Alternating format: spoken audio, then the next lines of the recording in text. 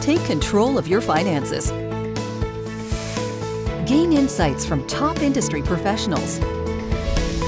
Financial topics that matter to you from your go-to resource. This is Right on the Money with your host, Dennis Mattern. Hello and welcome to Right on the Money, the show that features financial advisors, insurance professionals, and fiduciaries who discuss financial topics that empower you to take control of your finances. I'm your host, Dennis Mattern. Today I am joined by Nick Bour, founder and CEO of Inspire Wealth. Nick, good to have you here again. Thank you. Nice to be here. This is a special episode. This is a bonus episode and a topic that I wanted to talk about for a while. We're going to talk about identity theft. And Nick is a guest and friend of the show. And one of the reasons I asked to talk to you about this topic is I'm going to show it to you folks.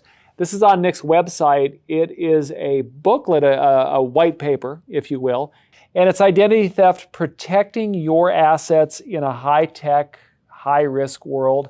And, I see on the news, and in fact, I get those letters from time to time where it's like, we regret to inform you that your information was in a data breach, blah, blah, blah. And that's scary. That can be very scary.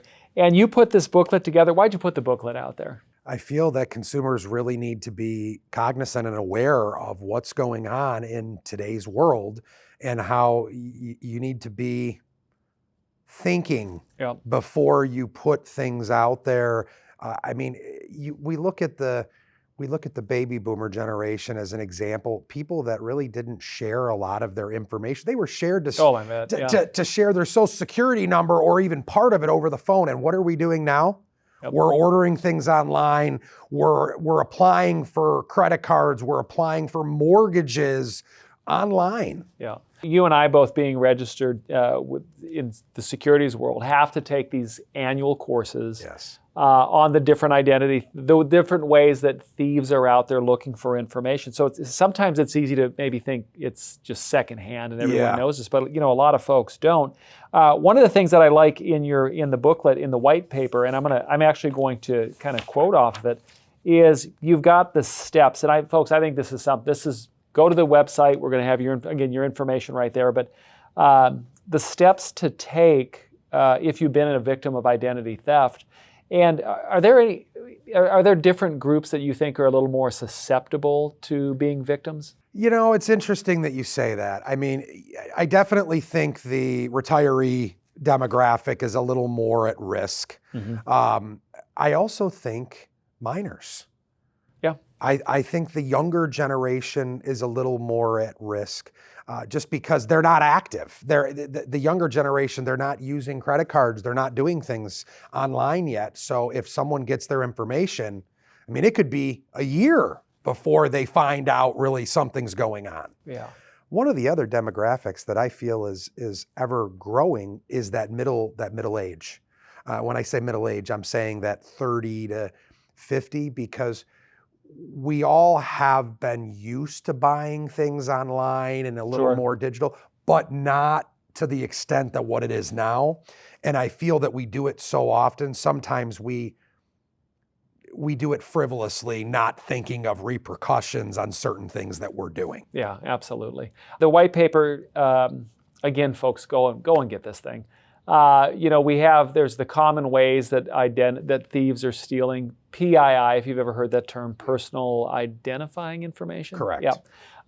There's that. There's some information, some good tips on using public Wi-Fi. I heard an expert say once that using public Wi-Fi is like picking a toothbrush off the ground and putting it in your mouth, which is grody. That's horrible to think about. But if we think about, again, even 5 or 10 years ago, we think about public Wi-Fi wasn't really as accessible as it is now, and we'd like, I'm going to hop on my neighbor's Wi-Fi, or I'm going to jump on the business down the street. And no, you absolutely want to try to avoid public Wi-Fi, especially doing banking, anything financial. Mm-hmm. If you're just doing some Google searching, okay, but don't do anything financially related on the public Wi-Fi. And watch out for those phone calls and the phishing is the other big one via email. They're trying to get you to click on the button or the link just so that they can get your info. Use common sense, reach out. But again, you've got the great things of what to do if you're concerned, if you think you've been a victim of identity theft. Nick, thanks for being on and talk about this. I really appreciate it. Hey, appreciate the time, and I'm glad to be here. Thank you. Don't forget, you can get your copy of Nick's white paper on the website. We'll put that up there. Again, thanks for doing that for everybody too. Yeah, absolutely. But also, don't forget that you can watch full Right on the Money show episodes on our official YouTube channel or rightonthemoneyshow.com. And that's the spot where you can get up-to-date financial news and insights from the top insurance and financial professionals in your area. Thank you for watching. We'll see you next time.